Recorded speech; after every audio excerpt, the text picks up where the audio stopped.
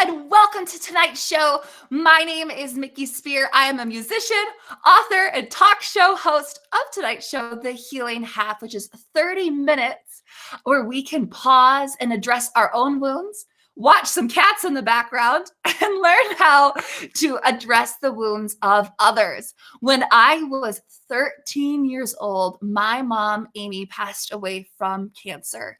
And tonight we've got a very special episode because my beautiful sister, Katie Sir, is here to talk about our joint loss. So it's two sisters, same loss. And we're going to talk about our observations because one of the things that I am so passionate about on this show is to help give insight in the situations we don't understand. So I see so many of you watching. It is so good to see you. Welcome to the show, you guys. It's so great to have you here. I don't know about you, but I'm ready to share. I hope you're ready to learn because we've got a lot of stuff that we'd love to give some insight on. I interview tons of people on the show every week. Tuesday, be here 7:30. And as for those of you who've been watching, you know everybody's got a story and everybody has a perspective. So I almost feel like tonight's a perspective night where Katie and I get to just show you what it's like the best that we can to talk a little bit about what it is like to have lost a parent. So we're going to talk about that here in a little bit, but I just wanted to touch base with you on a couple things before we get to that point. The first one, and perhaps this is the most pressing one, have you listened to my new song yet? Just yes or no. And if you liked it, let me know if you liked it in the comment section. It released on Friday, February the 5th. So you've had some time to get to know it. But the big thing that I want to just remind everybody about is this song is in a package. It comes with a workbook. So if you are on my email list, you have this access all the time. And if you would like to be on my email list, please just head to mickyspear.com, wherever that link is for you on your page, and make sure you sign up because it's going to have a little letter from me. It's going to have a poem that you can use for the candle lighting ceremony that this whole song was written for. It's going to have some reflection questions. And if you like reflection questions and believe in the power of healing like I do, don't forget to check out my other book. I'll touch more about this later, but it's My Heart Still Remembers. And if you guys haven't been able to pick it up yet, I am so passionate about helping people, myself included, learn about how to address our own wounds like grief, but also learn how we can help others better.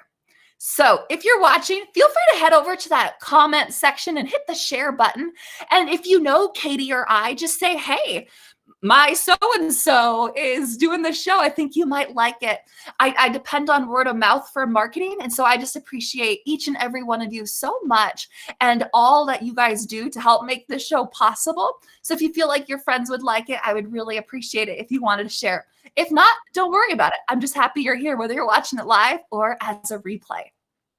The last thing that I wanted to share with you before we bring on the one and only Katie Sir, she is just the best. You guys will see why I love her in a minute. But I wanted to remind you guys about this Wings for Widows legacy planning course. They're not paying me to say this. This is just a wonderful group that I found. And I wanted to clarify something. This is a course before you get to widowhood. So I know that the title kind of makes it sound like, oh, I have to be widowed. It's the opposite. It's getting you financially ready for it. It's $20. It's a 6-week course with a financial planner. It's unbelievable. So $20. I just wanted to put that on your radar. And if you haven't signed up for my email list yet, make sure you do so because this gets delivered to you and so much more. So I'm going to put that link in there one more time because so many of you guys commented on that video and sent me messages afterwards saying like, I need to like work on this stuff. So because of that, I wanted just to give you guys resources that can help you. So without further ado, let's get the show on the road and get the one and the only Katie Sir joining us. Hi. Hello! Oh my gosh. So we're sisters. We don't look a ton alike, but I'd love for you to guess in the comments who's older. We always love to ask people that we're sick, we're weird. I don't know. We just always ask people that question. But Katie, thank you so much for being on the show. Thank you for having me. Always a treat. I love you, and I'm so glad to finally be able to be on here. Ah, right. It's been a while. We haven't had to get you. We haven't calendars haven't worked out yet. So we're so glad to have you on the show. And so for tonight's show, you guys, we're going to pull up a quick picture on the screen. Katie, since you're the guest tonight, do you mind describing who's the cutie in the red hat and who's next to her? Okay, so It's me. I was gonna say, I was like, that's Mickey. We have how many pictures of us together? So I'm a little salty.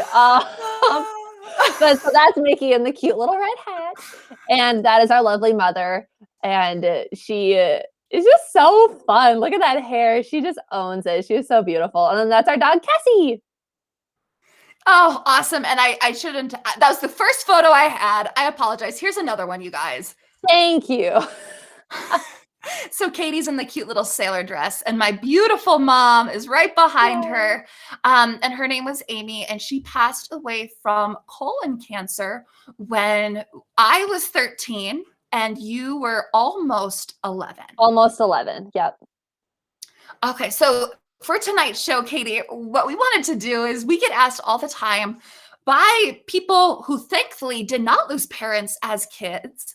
Specifically, we're going to focus on mom tonight. We can't speak to what it's like to lose a dad, right? So we're just going to focus on that. So what Katie and I wanted to do was to just kind of talk about some observations that we had as young kids who lost a parent in 3 critical areas. We're going to talk about what it was like at school, what it was like at home, and what it was kind of like extracurricular. That would include sports and church and friends and going out and about.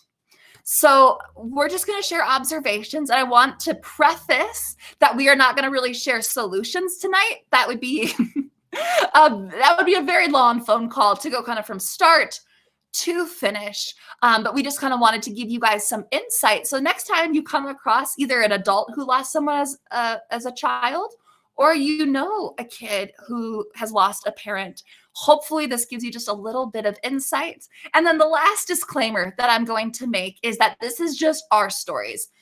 Someone else's could be totally different.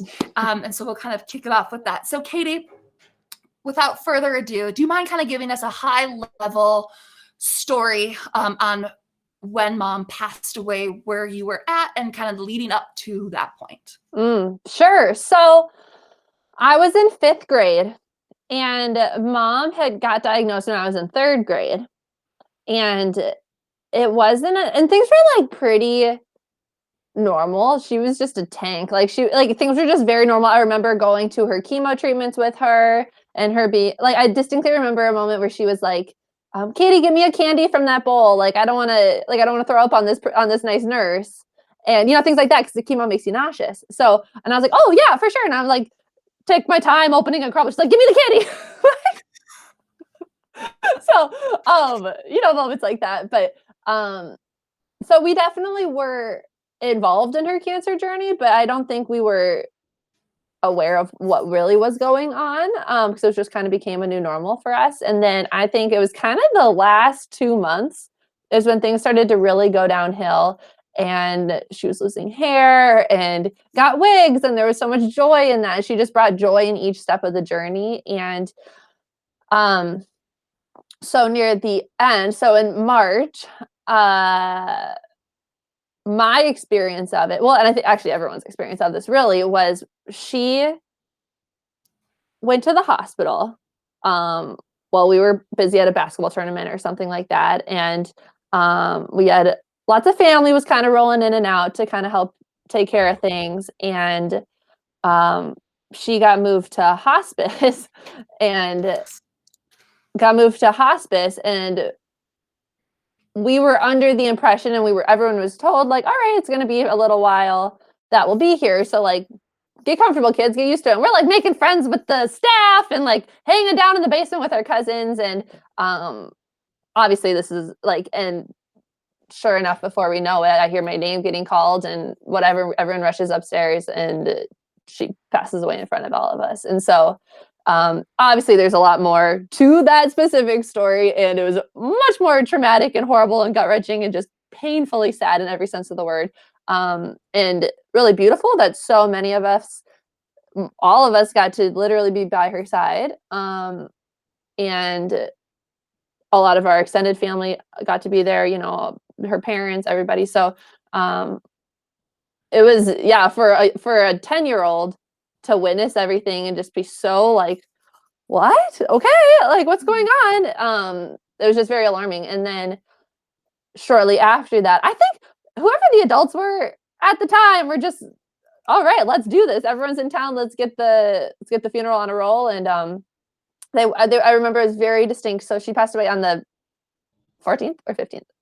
15th. That's okay. Don't worry Dang about it. it. Don't I don't know why I keep thinking 14th for some. Maybe it was like that was like a significant day, but the 15th. But my birthday was on the 19th. It's my birthday, March 19th, and so I remember there was just a lot of intention of like, we don't want to have the funeral on your birthday, but you know, it was just like kind of, which was very sweet of them to like not have that as your first funeral, is your mother's, and it's on your birthday. Like that's awful. So we avoided that, and yeah, it was. And so I turned 11 a couple days later, and spent like I think probably the rest of the week at home, and then went back to school, and that's I guess what we can talk about. Yeah, no, thank you for sharing, Link. And it's sorry, Link is her nickname from me, Katie. Thank you, Katie. Only she gets to call me that. Nobody else. Right. And it's funny, not funny. All of this is interesting. I never went to a chemo appointment with mom. I don't know why. I can't remember if I just didn't want to or what, but I love that you have those memories.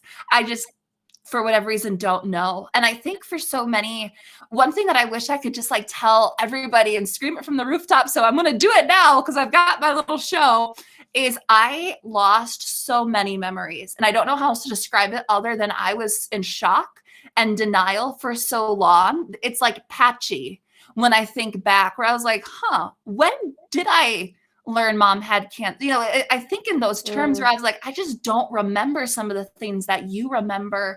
And I'm sure there's some things that you remember that I don't remember. And that's trauma. That's how trauma works, right? So we're working through it. But Katie, back to the school. I remember I got pneumonia after mom died, which your immune system. Yeah. Yep. I remember my I thought it was my heart. My heart hurt super bad at the funeral. I remember my cousin, who was a nurse, was like looking at it. She's like, yeah, you should like get this looked at. And so at the funeral, I was sick. Hopefully not spreading it to people now that I look back at that. And to just be like totally honest, like I almost wanted to die. Like I kind of like hoped like, okay, like I'm sick. This is how I go. Like I just remember having like that like kind of brief moment. Obviously, praise God, I didn't. But I think anybody who's kind of in that really low place can understand, like, if you're kind of handed a situation, why not take it? So I was happy that I survived pneumonia, but I stayed out of school for longer than usual because I had pneumonia and grief. And if I'm being honest, I like going back to school. That made me very uncomfortable, made me very nervous because part of my journey is I was in denial for like 10 years.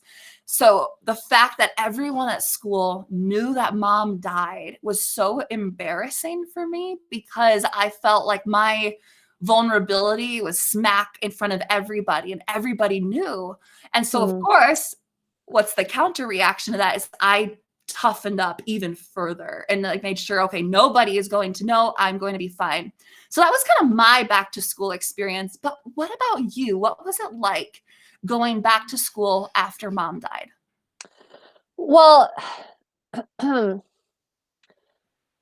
my class was very bless them. I came back and everybody had like gifts for me. Mm.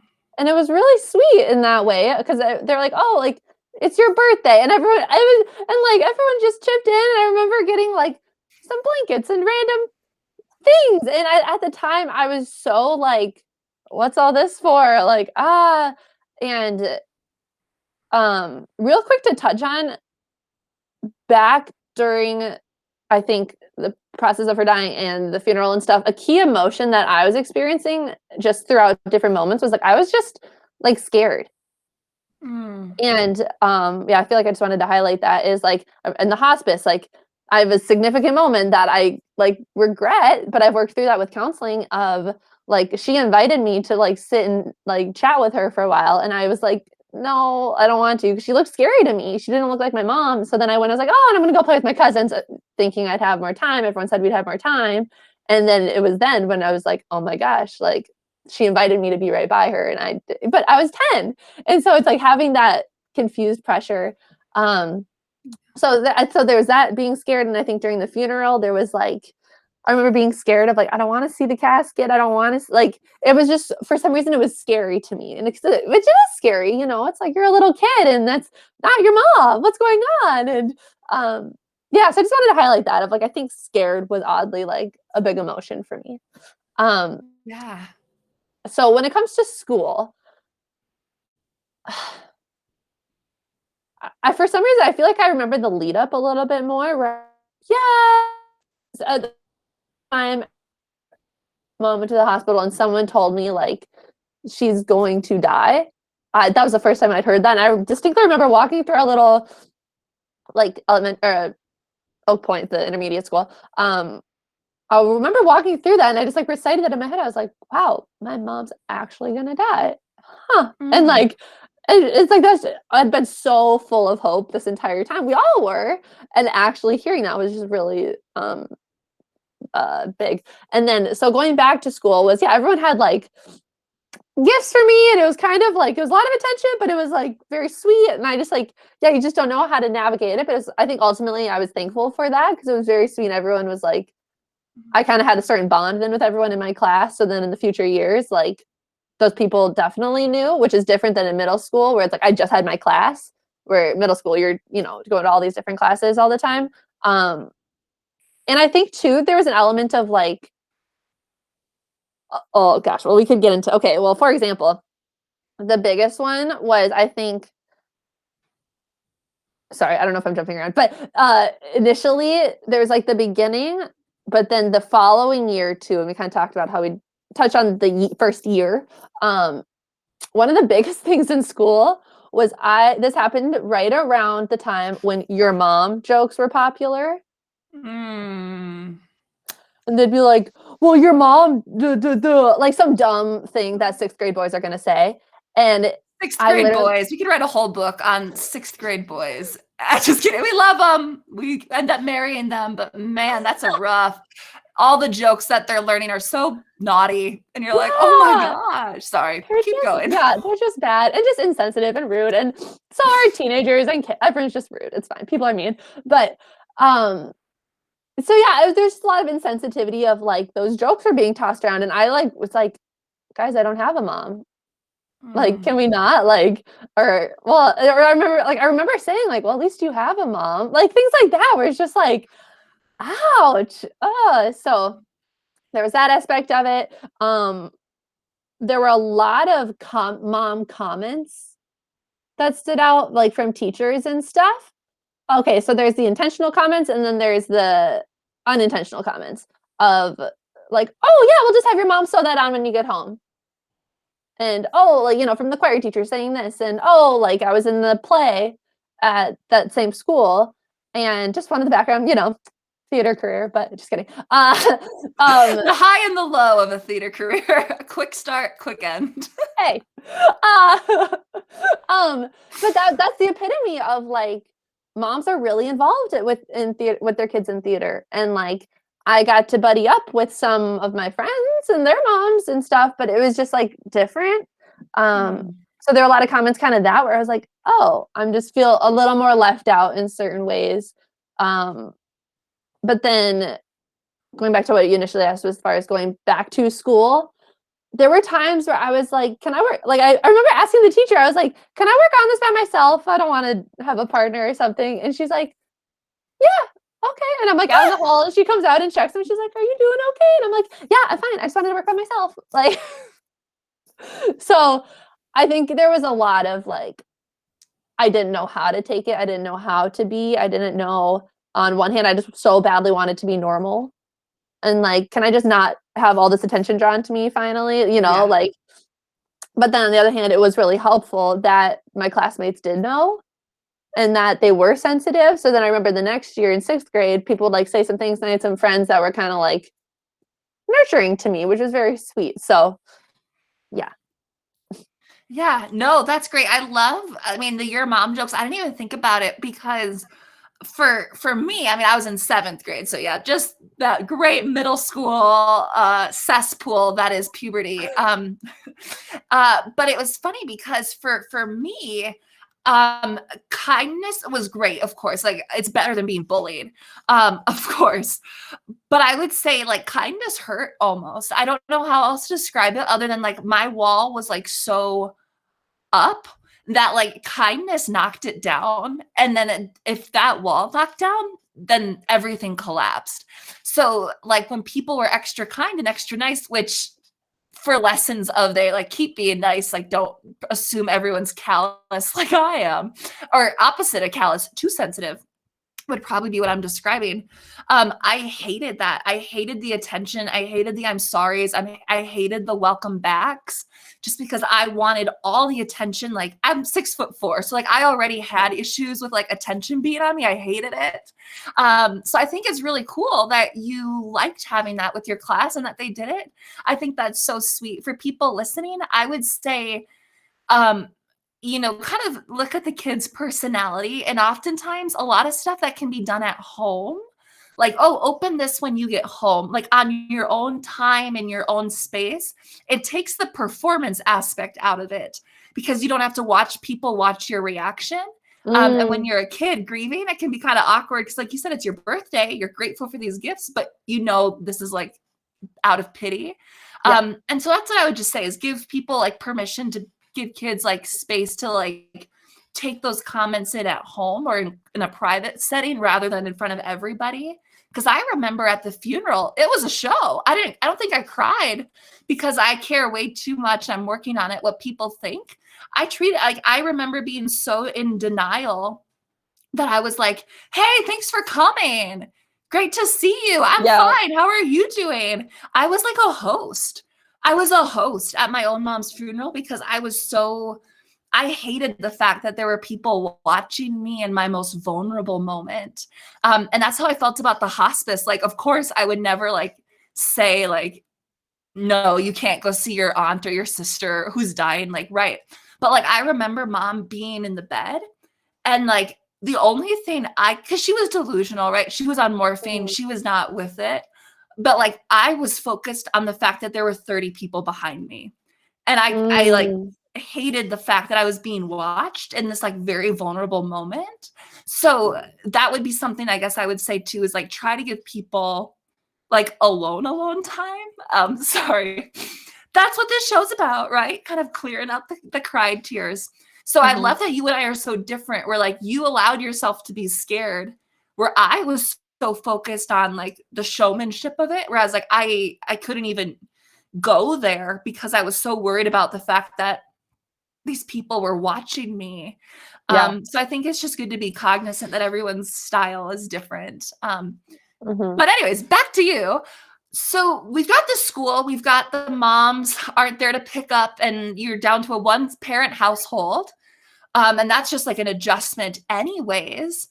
So, what would you say as we kind of come into like the extracurriculars and outside of school? So, at home, extracurriculars, what did you notice that was different? Mm. I think it was such like a we were in such a go-go state of just like busybody, go, go, go. Like we're already a busy family. We all know this. And my mom had us in like 20 million activities, and all you guys that know her totally know that. Um, And, you know, which is great. I'm so thankful and so blessed. But it's funny how I just remember being busy. Mm. And that's just what it was, for better or for worse. And I just remember being in such a go-go state that I was like, okay, this is just what we do now. Like, I got to go to basketball practice. So how are we going to do this and this and that? And like, um, it was just like, to be honest, actually, I don't know that I remember many meals like at Right. home. And I know like we had a lot of people bringing meals, which is super sweet. Um, but I don't think I remember much of that, or like, you know, poor dad's just trying to be like, ah, like there's just like so many things suddenly. And so, and even then it's like coordinating, like, yeah, we had a lot of people. It just became a lot of coordinating, I think, because we were all in sports, all in, you know, stuff like that. And I remember I had teammates, parents that would go out of their way to pick me up, or like my dance teacher. She was really sweet. And she, like, yeah, she went out of her way to pick me up and take me to dance class, things like that. Um, so that I still got to do those activities, which is great. And I really enjoyed that. I remember there were a couple, dance was hard in its own way too. It's very much a mommy daughter activity. I think, yeah, I'm very thankful. There's like a daddy daughter dance kind of thing. So I'm very thankful that I had dad. 'Cause I remember watching other girls go through that, and I was like, wow, if it was flipped, like I'd feel that exact same way. So um, I think there was, yeah, just rides from people, things like, you know, coordinating stuff. But also when we get into the extracurriculars, a lot less people know personal things about us, Mm. I think. So like not that many people on my teams knew things, or, you know, like nobody really knew how to be sensitive, or like if, yeah, I guess I don't have a ton to, I don't have a ton to say about that, I don't think.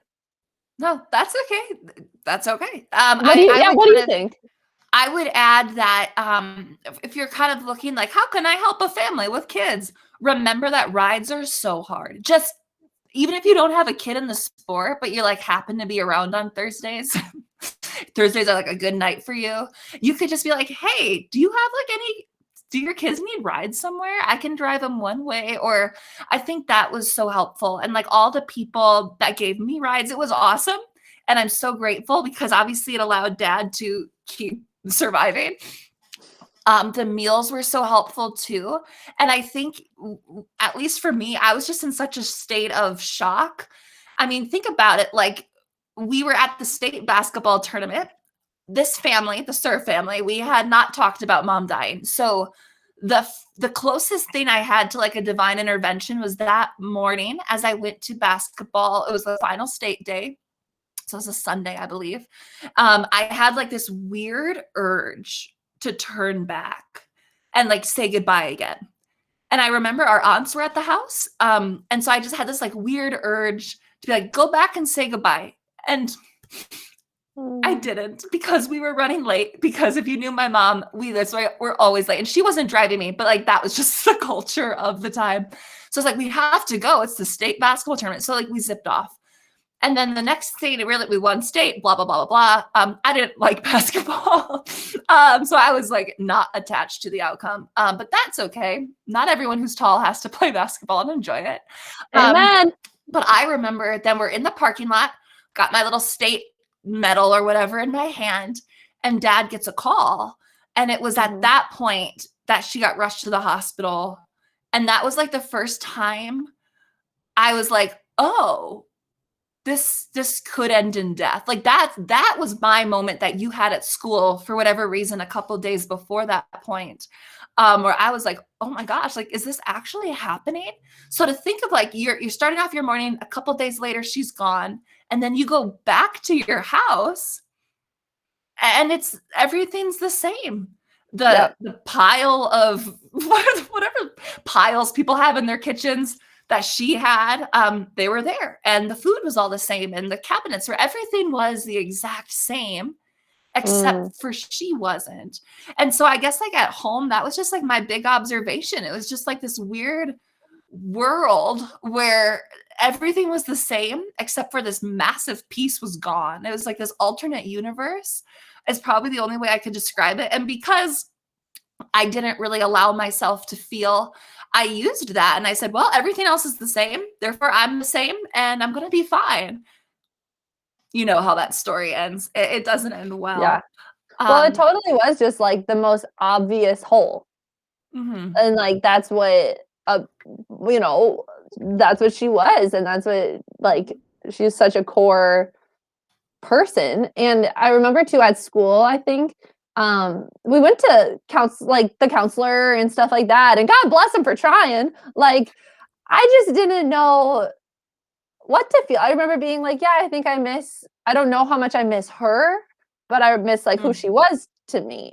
And I distinctly The remember saying cooking, that. the cleaning, the rides, the holidays, the birthdays. Yeah, Yep. absolutely. And I think as a kid, it's like I never, and I still am sad about it, of course. It's like I never got to know her. I just knew kinda like I had my dependency on her as a parent. Yeah.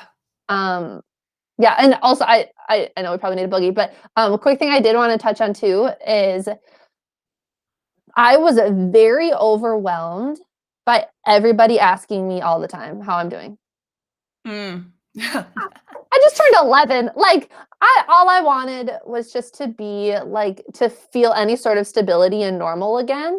And even to like quick retouch on the rides and stuff, like it was awesome. However, I think it was also very like kind of scary and overwhelming of being like, okay, which person's picking me up again? Like we didn't have cell phones back then. It wasn't a thing. Right. So it's like, okay, if someone's late, it's awkward and you're waiting with the coach after practice again. And like, it's like, so I think consistency was helpful. So if there was that be a great like basketball driver, great. That'd be really helpful for the kid to just have consistency with that. And then I remember my best friend Savannah growing up with, we didn't talk about it for Right. like several years. Right. And it's exactly what I needed. We were just normal and ourselves, and like, and I knew she was there if I ever needed to, of course, like, and and like I probably cried to her at some point, but we didn't really want to talk about it, and I didn't want to talk about it, and I was just like, great, let's go do our normal thing. And so having so many adults ask how we're doing, I didn't have the skills to know how I was doing. Mm. I had no idea. So how are you feeling, how's it? And I was like, I don't know what grief is, I'm just in go state. How am I going to get to dance practice? Like, that's Yeah. it. And so that's just kind of my experience too, where feeling normal is really what I was craving. Mm. Yeah, absolutely. And I know we're right up on our time here. Because I want you to talk about your book because it's really important that we talk Thank about that. you.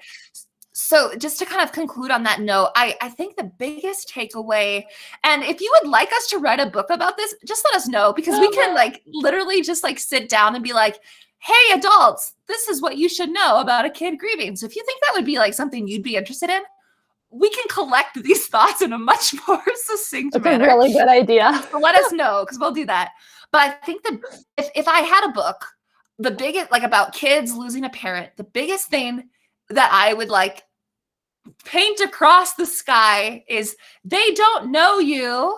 They don't trust you. So they're not going to be honest with you. And I think like that's, and of course, as adults, you get to like have the maturity to be able to like think through those decisions and think, okay, should I let this person in? Should I not? But when you're a kid, you're in much more of a reaction mode. I think, again, like Katie said, we didn't have the maturity to put words to this.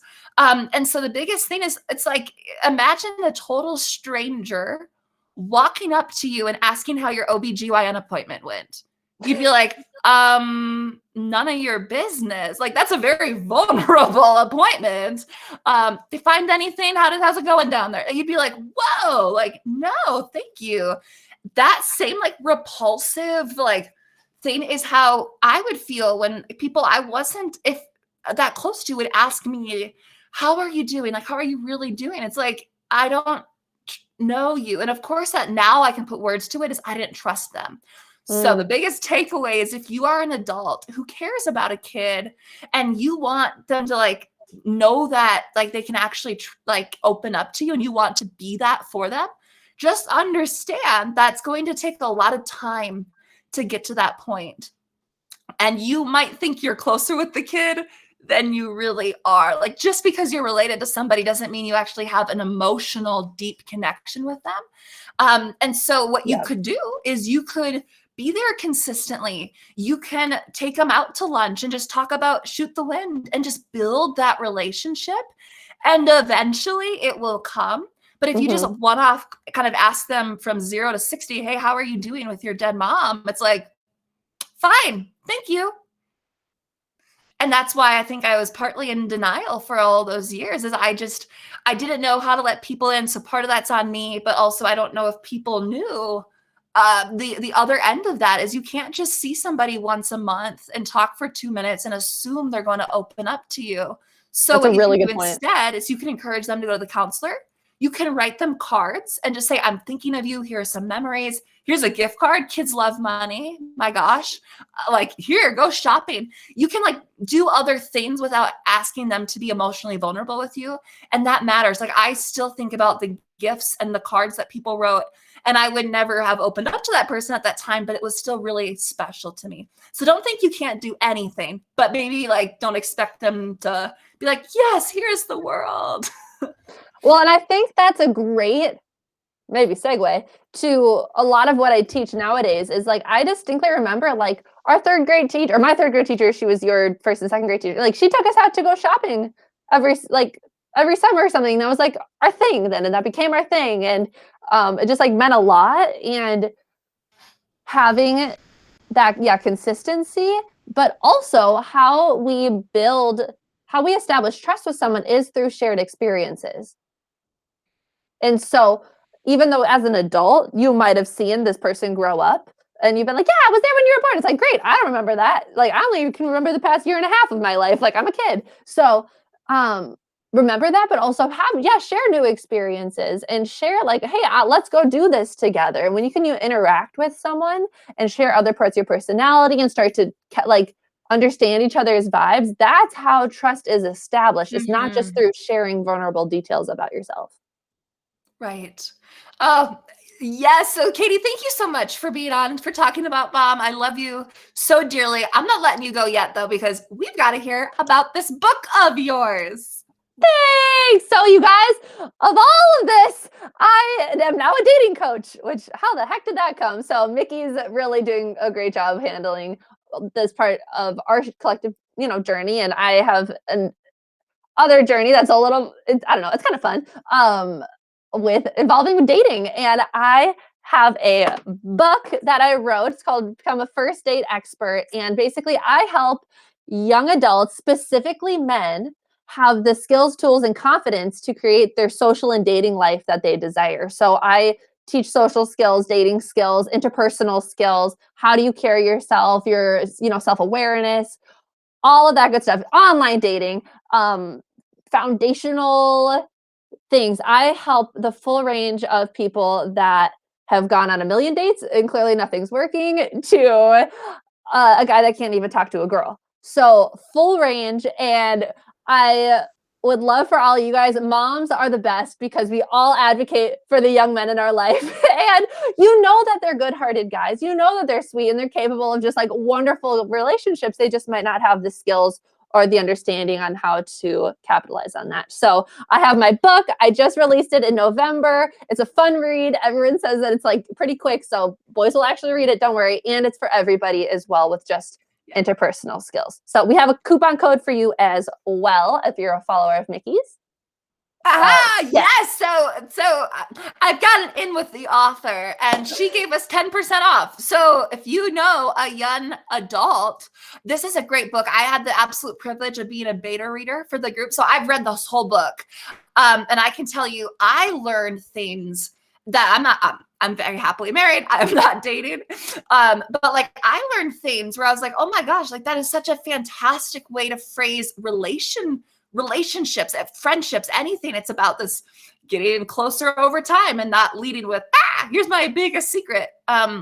So Katie does such an amazing job. You'll learn why coffee dates are a bad idea, why you need to set a time frame. 30 minutes is it's amazing. This is the best book on this topic that I could possibly imagine. Katie, I'm so proud of you. Thank Seriously, you you. worked so hard to get this up and running. So thank you for being here tonight. I love you dearly. Thank you so much. Love you guys. Mwah. Mwah. Wow. Thank you guys so much for being here. What an absolute honor to be able to share a part of our story with you guys. And I know a lot of you have your own stories too. So I would encourage you to share your story with someone else. And if you have a story that you'd like to share, let me know. I'd love to have you on the show sometime, because I think the best way to learn is just by hearing perspectives you don't understand and being able to ask questions and ask follow-up. So thank you so much for being here. I hope our ramblings came away with something tactile that you can take with you. Thank you for every single one of you who do care about kids who are going through a hard time. I hope our message didn't discourage you from doing something, but if you have questions on what specifically would help, please just message me. I'll happily dive more into this later, because doing something is always better than nothing. So don't worry too much about saying the wrong thing. And hey, if you haven't bought my book yet, make sure you head to MickySpear.com, get My Heart Still Remembers. If this is bringing up some stuff for you, just know you are not alone. Thank you so much for joining me on this journey and for being willing to lean into our hard griefs together. We're all in this together. And I know Katie and I, this was our first loss, right? So we lost a dog before this, and then it was our mom. So we've got a lot more to share. I'll just have to have Katie back on later, but I know so many of you have had really hard losses too. So thank you for being here. Thank you for feeling. Thank you for listening to my song and grabbing your workbook. I am so blessed by you, by your viewership, and I can't wait to talk to you next week. Bye.